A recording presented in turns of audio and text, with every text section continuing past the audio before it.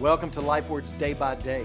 We're in 2 Samuel chapter 10, where the king of the Ammonites has sent 2 Israeli men back to Jerusalem with their beards shaven off.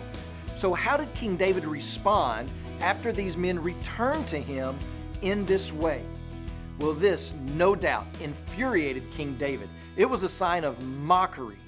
And being the good king that he is, he pastors these embarrassed men in a most wise way.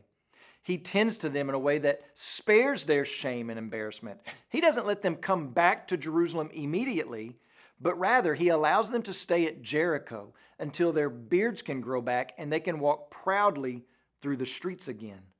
But when the Ammonites saw that they had infuriated David, they got ready for a war. And they started hiring mercenary soldiers in order to bolster their number of fighting men. But like I said, King David doesn't back down. And he sends Joab and his mighty men to the battle lines to defend the honor of these men and the honor of God. So fellow believers and followers of Christ, the enemy has drawn up battle lines all around us.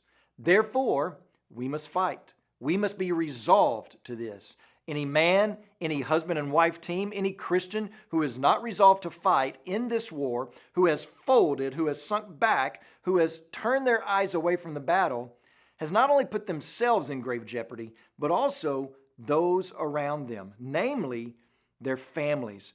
So listen to the call of Joab in this chapter to be of good courage, to be courageous as we walk out this life with Jesus day by day.